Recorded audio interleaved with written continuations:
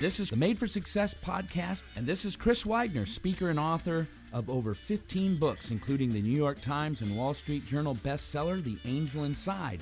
The Made for Success podcast will help you turn your potential into performance, succeed in every area of your life, and achieve your dreams. And now, enjoy the show. And our guest today is Colette Carlson. Colette is principal of Colette Carlson Communications, which is a professional speaking firm that specializes in sales training and personal development programs. She has over 15 years' experience in the sales training industry. Colette is passionate about providing individuals with the tools necessary for positive, long-lasting change in their professional and personal lives. Colette has an actions speak louder than words philosophy, which motivates audiences to make behavioral changes necessary to ensure their success. Colette is also a featured author along with Deepak Chopra, Mark Victor Hansen, and Mark Sanborn in a book called Conversations on Success, a content-rich collection of interviews capturing the insights, strategies, and inspirations of success-minded people.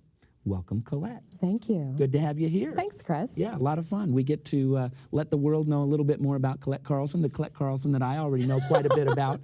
And it's fun to have, all sorts of different people in here. And it's particularly fun when I get to have my friends in here, people that I've known and been able to see outside the limelight of professional speaking and the like. So it's going to be fun for us.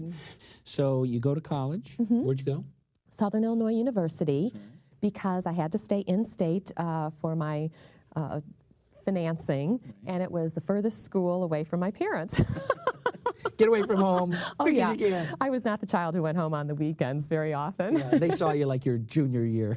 Well, my parents had very strict rules, and therefore it was much easier for me to stay at college and be the wild child I liked to be back in those days. Mm-hmm. So you graduate from college, then what do you do? Moved to Arizona. Mm-hmm. Yeah, I had a dream to move west and decided to do it. Coming from Chicago, I love Chicago, but the weather is the weather. Yeah, it's obvious why you went from Chicago to Phoenix. Right. Yeah. Well, and when you were raised in Chicago, you think that California is just full of a bunch of idiots. Right. And so I couldn't go that far because not only that, it's going to fall off into the ocean one day. So I planted myself in Arizona, and it was really a gift because all of a sudden, I didn't have friends or family there, so I could reinvent myself. I didn't have to be the person that everybody knew based on this chameleon behavior, but I got to be the person that I always desired to be. So I could go check out a band or go up to Sedona and learn more about the medicine wheels without having friends go, So what were you doing for a living? I started out as an executive assistant to high-powered men, CEOs. Never really, here's the truth, wanted to be a rock and roll promoter. And did that a little bit through college, was on concert committee and such, but didn't have the guts when I graduated to go for the dream. I was too afraid, so I put myself in a position. I always, since I grew up and played the piano, I could type 90 words a minute and did shorthand and all of that, and I'm a great organizer. So ended up becoming an executive assistant to high-powered men and making their life run smoothly. The flip side, it was a gift because it teaches you, A to Z of how a business is run. I did predominantly the majority of the communication. I would write the company newsletters, all of the correspondence that went out, and it gave me a great gift of the meet and greet. I think I'm as comfortable in a networking situation today based on some of those early learning experiences where you had other high-powered individuals come in, and it was really your job to make them feel comfortable at home in your office. How did you end up working for two of the legends of personal development, Brian Tracy and Tom Hopkins, and what did you do? Well, when I first decided to get out from the secretarial role, I got tired of being the woman behind the scenes, creating all of the messages and the information, but not being able to sit in a board meeting. And I'm like, I'm not going to do this anymore. And I loved the, been there, done that. And I had a strong promotional background. So I thought, I'm going to go promote someone that I believe in. And Tom Hopkins happened to be in Scottsdale, Arizona.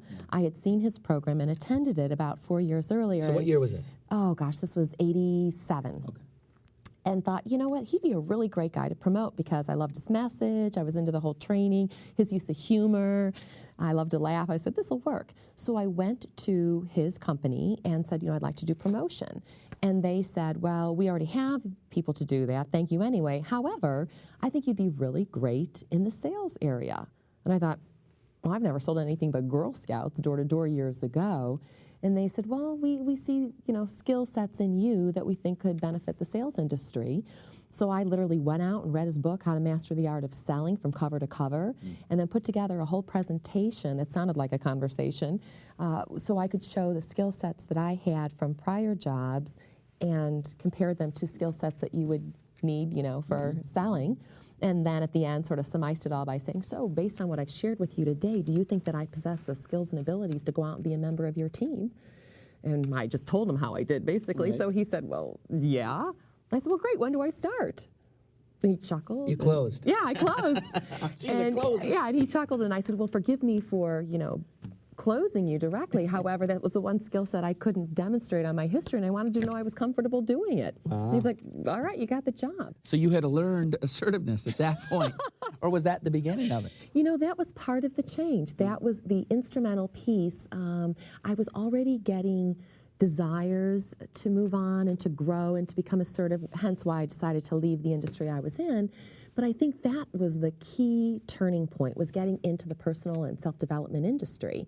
Because all of a sudden, I'm being dropped in a city that I have never been to before, and I'm going to live there for 6 to 8 weeks and go out and to deliver, 3 to 4 45-minute presentations a day, and at the end say, oh, gee, do you like what you've heard? Well, great, get out your checkbook, right. Because he's coming to town. So it was really a fun, wonderful experience. It totally got me out of my comfort zone, as the saying goes. Yeah.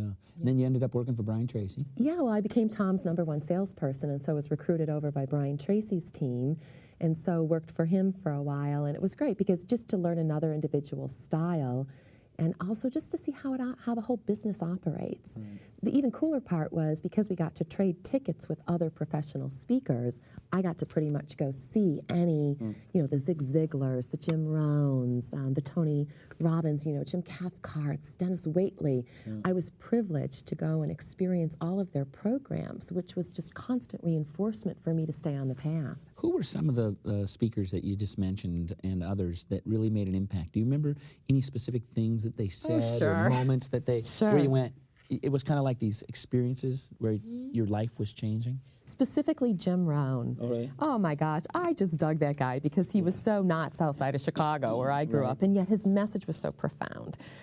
I remember sitting in the audience when he said, what if eating an apple a day really keeps the doctor away? Right. And I remember thinking, what if? Yeah. So there's so much truth to it, and how the simplest things can make the biggest difference. In fact, I still say to my children one of Jim Rohn's lines all the time, which is, when they're like, Mom, you're so mean, or I'm like, well, if I'm tough on you, life will be easy. Oh, really? And if I'm easy on you, life's going to be tough. Wow. Well, sure. So he had a strong impact on me. Wow. Yeah, I don't even quote Jim Rohn that much to my kids. I mean, I got a few, but boy. Okay, so who else? What other ones do you remember that had an impact on you? Let's see. Dennis Waitley, I always was impressed by his encouragement to grow who you are. I felt like he was one of the first individuals that I listened to that wasn't telling me to be something other than I was, but was telling me to look at my strong skill sets and maximize my potential. Yeah. And I can't remember any specific story that he shared, but I think that was part of it. And I definitely learned from Tommy Hopkins how to use humor and how humor sells. I mean, his whole presentation is built around laughter. And then you quit. I quit.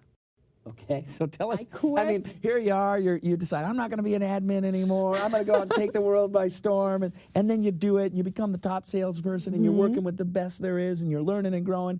And then you quit. Yes, because I believe that when you can do your job with your eyes closed, it's time to open up your eyes to new opportunities. Anytime I start getting restless, it's time to go. It's time to go and grow.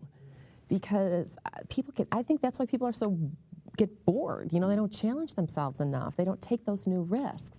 And I had seen how taking risks had paid off, healthy risks anyway. And plus, I just wanted to get to know my local dry cleaner. I was 29 years old at that time, and I was just feeling like I wanted to have a home again versus a storage unit. And so it was just time.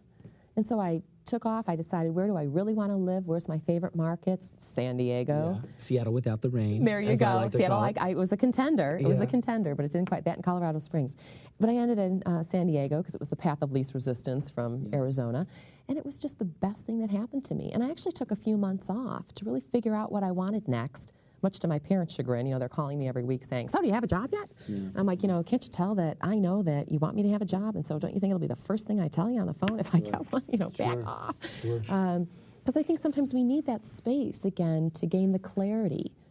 And I think the downtime. And I just was so busy going, I didn't have time to just sit, think, journal, figure it out. Mm-hmm. And that's when I really recognized that I loved the whole training end of it, and so ended up becoming a national sales trainer for a division of U.S. West. Mm-hmm. So now I was teaching people how to sell Yellow Pages across the country. Wow.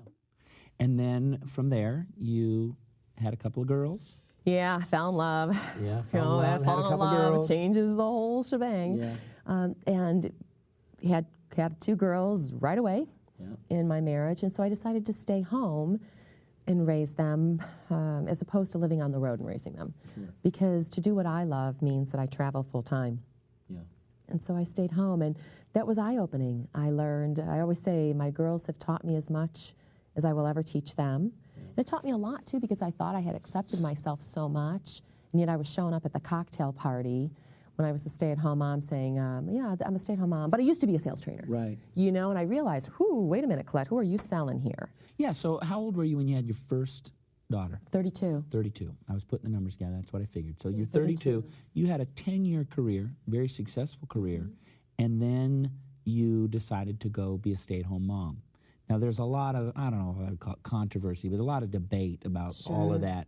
And I think even getting back to this feeling of self-acceptance, a lot of stay-at-home moms think they're better than the ones that work, and a lot of the ones who work think, oh, shouldn't I be staying at home? And talk to us a little bit about that thing that takes place between women who work and women who stay at home, and what are some answers for bridging that?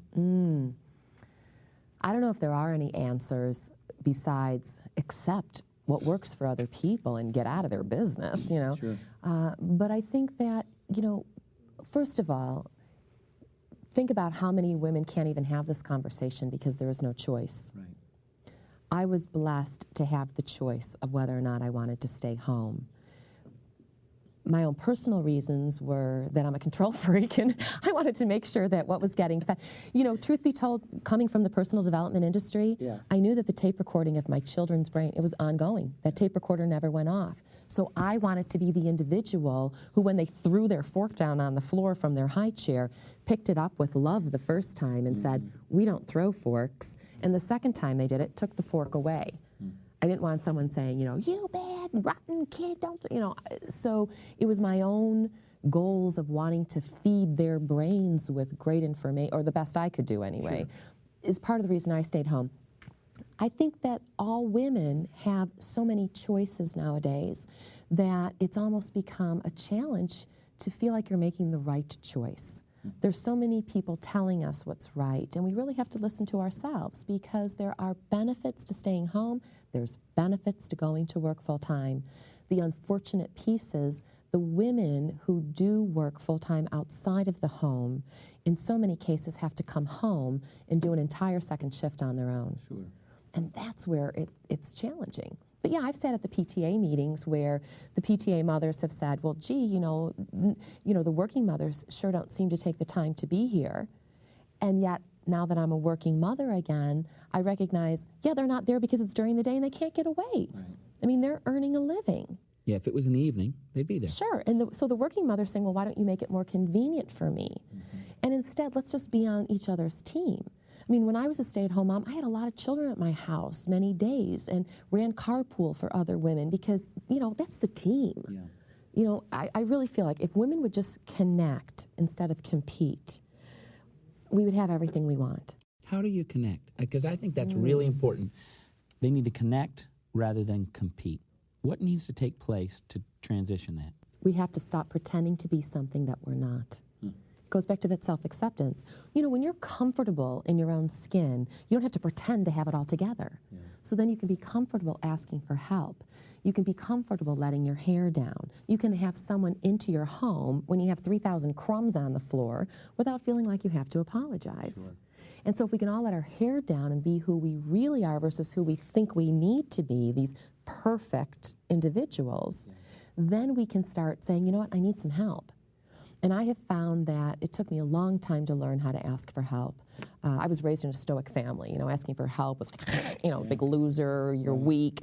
It took me a while to recognize that asking for help is a healthy way to remain strong. And so now I ask for what I need, and the gift is, indirectly, it was never my goal, but I give other women permission then to ask for help back. You know, it's like they'd never ask you to run this favor for them, but if you ask, now they'll say, well, she asked me, maybe I can go ahead and ask her. So it really is about, it goes back to that same thing, just accepting who we are. And I think it's difficult for so many women, too, because they recognize how much nurturing and time children require. You know, it goes back to when we were joking about, you know, children. They could suck you dry, and they still, you know, watch me. I mean, my husband, I spoke with him last night because he stays home with the children now, and it was hilarious because both girls had gone to hip hop class, and he said, yeah, and I came home, and of course I had to watch them together. He goes, but then I had to watch them each separately, you know, which is so true because doing it together wasn't the same as having the stage to themselves and daddy's full attention. So I think it's exhausting because how many parents really have the time to sit through 3 hip-hop performances when there's dinner to be made, there's laundry to be folded. You know, it's just the day-to-day life gets in the way. Yeah. I think we're just all trying to do so much. We need to lower our expectations. Yeah, my kids come into me and occasionally, this isn't all the time, but I'll be working and they'll say, hey, Dad, do you want to see, you know, such and such? And I'll say, well, there's a difference between do I want to see and will I take the time to see? Because I'm really busy, but since you're here, I'd be happy to sit and watch, you know, and they'll do, I got 3 little girls and a boy, and they want to do their songs and dances and all that kind of stuff, so. Right, well, kids don't recognize the idea of multitasking until they become teens, and then all they do is multitask. But, you know, as kids, I can remember being on my computer once, and my younger daughter, Casey, came up to me and started to tell a story. And I said, yeah, I'm listening. And she said, no, you're not, Mommy. I can't see your eyes. And I went, wow, you know, what a pain. No. Okay, now I'm listening. All right, I'll stop what I'm doing. No, I mean, but, you know, I mean, I joke, but it really was telling that, you know, with children, isn't that the truth? I mean, I can remember that, you know, going off the high dive as a kid and saying, coming back to my mom, you didn't watch, you know. I can remember making my mother watch over and over and over. I'd get on the diving board, jump, get on the diving board, jump, 10, 15, 20 times in a row. Yeah.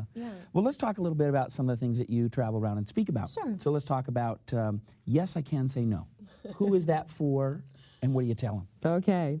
Yes, I Can Say No is a program specifically for women, teaching them how to say no to others in order to say yes to themselves.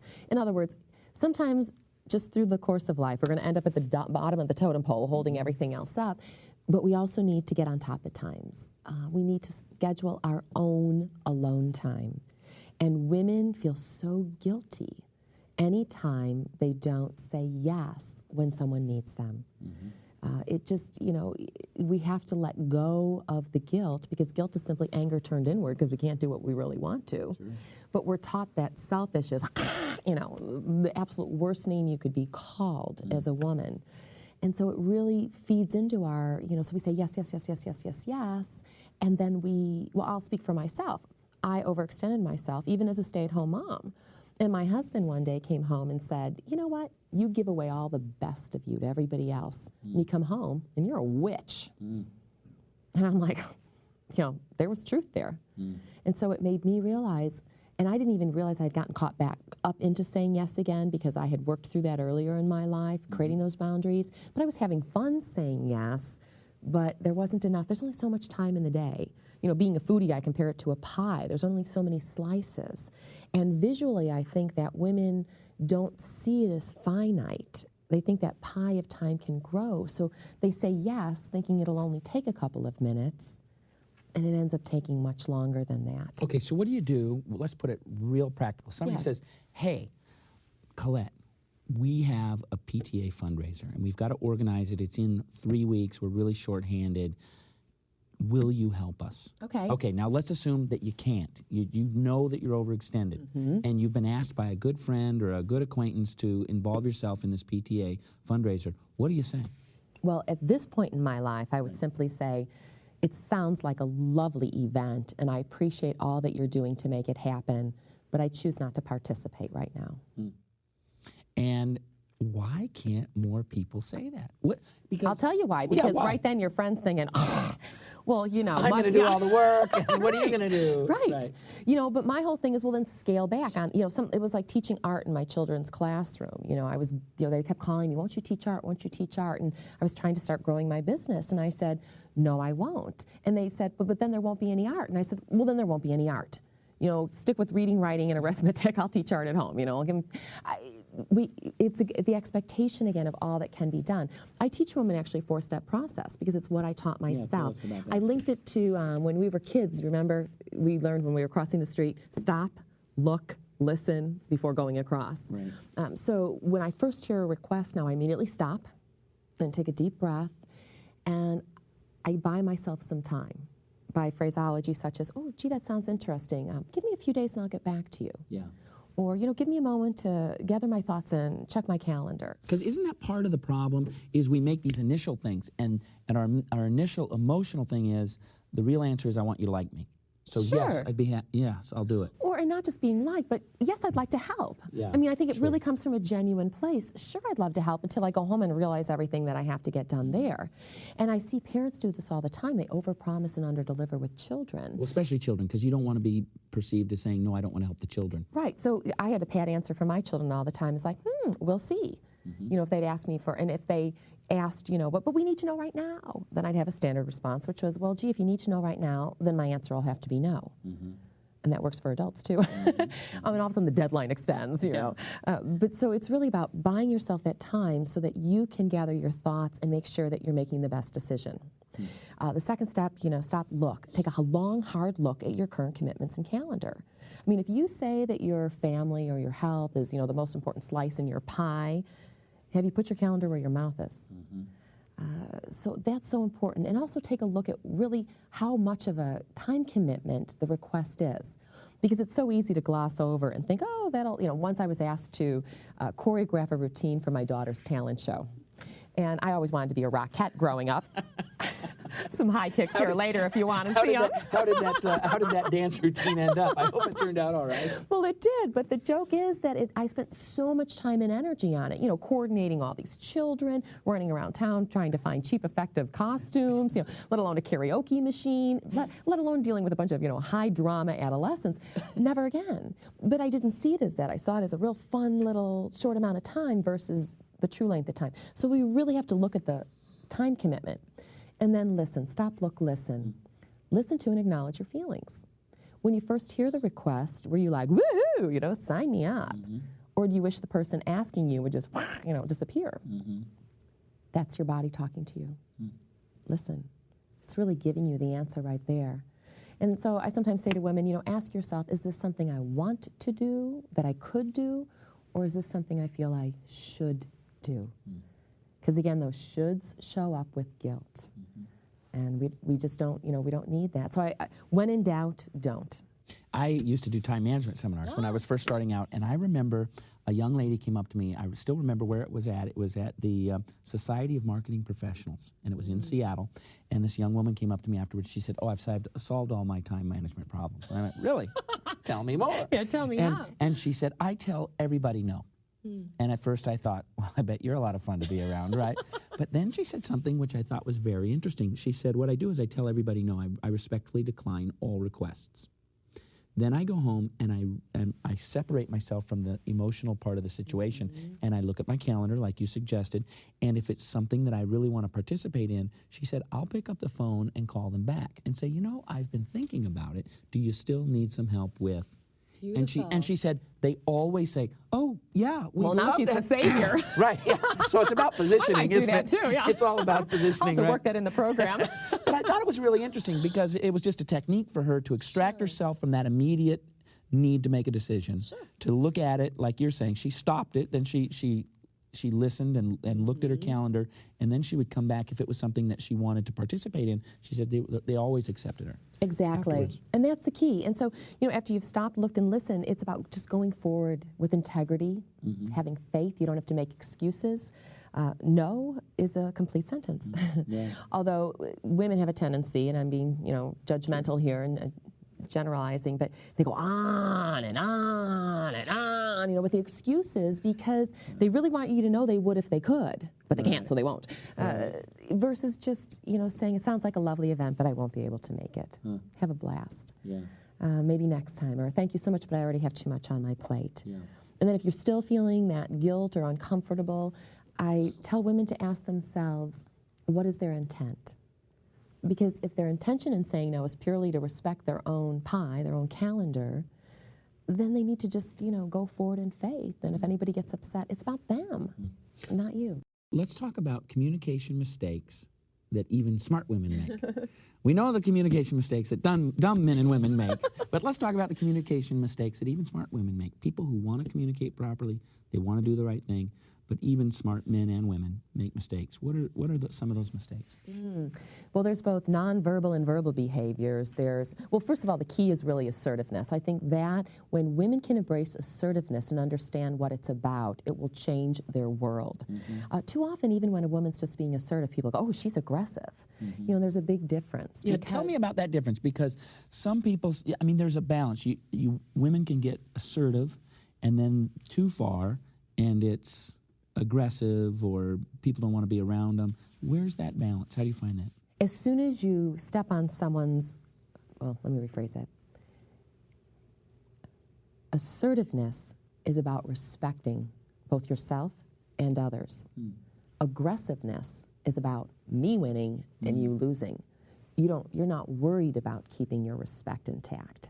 And that really is the difference. So that overbearing and sensitive individual who steamrolls over other people to get what they want, that's aggressive behavior. So assertiveness is really just clearly communicating what you see, what you feel, and what you want in a manner that isn't judgmental, that doesn't shame people. But most women aren't taught how to do that, and so they're passive. They're sort of or they become passive-aggressive, which means that they don't say anything. But I literally just a few weeks ago was getting my hair cut, and a woman was walking out of the salon, and I heard her say to her friend, he didn't cut enough off the back. And I'm thinking, well, go back in. Or tell him before you get out of the chair. Right. That she was so afraid to just share what she was thinking about her own hair that she was paying money for. But see, I do that too. You're sitting in the chair and the guy says, how do you like it? and I've actually found a guy who does it perfect now, and I love it. But all throughout the years they say, how do you like it? And you go, well, then you put a looks great. Wow, looks great. Because I'm thinking I would rather just wait 4 weeks to get my hair cut. And I feel like I'm a pretty assertive person, right? Okay. But I found myself thinking, well, I'll just wait 4 weeks and get my hair cut again, instead of trying to instead of making this guy feel bad, who I don't even know, who I'm paying $13 for a haircut, right? It's a cheap haircut. Yeah. So how does that? Well, I think this is when you can use your personality and humor, because I might say in that moment, if they did something that I didn't like and they say, how did you like it? I might say, well, I'd like it a lot better if, right. And just a big smile. I think people want to please. That guy wants you to be happy in the chair.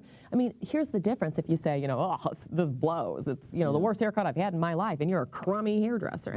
That's aggressive. That's not getting anybody's needs met. But if you want to have your hair look a certain way, and this person's job is to provide that service, because aren't we all in the business of building relationships? Are you going to go back where you're unhappy? Yeah, that's the goal. You want everybody to come back. But I just chuckled, and I thought to myself, that is so typical of many women. They'll tell everybody but the one person who can actually change the situation. So I always say, go to the source. And even, friends call up and I'm like, hey, have you had this conversation yet with the source? Well, maybe I'll help you with the phraseology of that, or let's talk through that so you can go back and connect with them and make this work. But please do not just sit around and talk about people behind their back if you haven't addressed this to their face. Yeah. You teach women how to create a powerful image. How does that work? Well, a lot of that comes from their nonverbal behavior. I mean, women, I can't tell you how many women I still meet who do not have a firm handshake. So this isn't dress for success kind of stuff. Well, I mean, there's some of it. There's some of it, but I'm not really telling anyone how to dress. It's more of the verbal behavior, the nonverbal behaviors that they use. Women have a tendency still to, give me your hand there, Yeah. Okay, Finger shake. Yeah, finger shake, or it needs to be web to web, palm to palm. So that right away creates an image. I mean, the studies and the research is off the chart. They even took college students, and both men and women shook hands. And anytime you didn't have a web to web, palm to palm handshake, you were in the weak, wimpy category. And look them in the eye. Exactly, and companies didn't want to hire you because obviously you're not a leader. You wouldn't be able to inspire the troops if you can't even have a firm handshake. So it speaks volumes, and it's something that's so small. That's a piece of it. Eye contact, obviously, how they carry themselves into a room. In fact, recent research shows that individuals, when they come into a meeting, men will make 11 to 13 movements before the meeting gets started. Women make anywhere from 25 to 27. They're going into the purse, going into the briefcase. Now, who cares? I'll tell you why you need to care. Because the less movements that you make, the more people see you as credible and intelligent. I don't know why. Me neither, but if it's that easy. That's what the research. Yeah, just sit there like yeah, exactly. So it's the simple things. Nodding. Women have a tendency to want to smile and nod when someone's talking because it's our way of saying, yeah, I'm listening, I'm on the same page as you. But in a negotiation situation, that can be seen as agreement, especially if they're talking to a man. And then all of a sudden, when they turn around at the end of the conversation and disagree, now they're seen as conniving and manipulative. So just those are some of the small nonverbal behaviors that can have impact when you walk into a room, but there's a whole slew of verbal behaviors that women need to correct also if they really want to be seen as, having that respect and credibility that they deserve. Okay, so there's some women watching now, and they're saying, yeah, she's talking to me.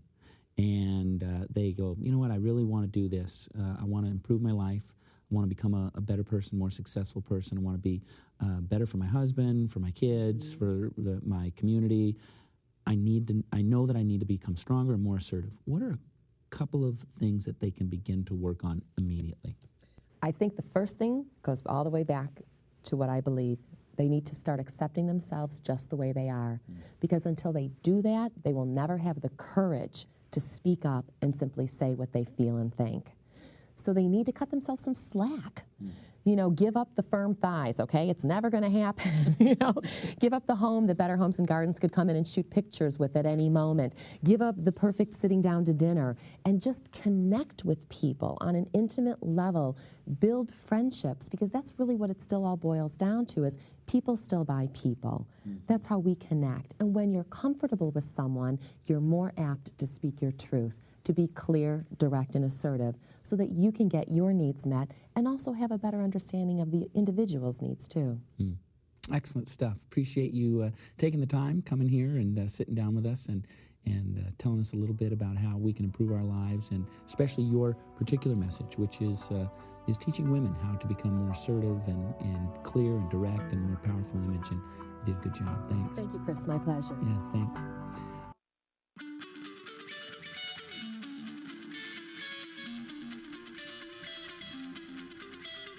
Thanks for listening to the Made for Success podcast. Get to know us at madeforsuccess.com/podcast. Meet the hosts of the Made for Success podcast and pick up a free copy of the Totally Motivated ebook by Chris Widener. We will see you next time on the Made for Success podcast.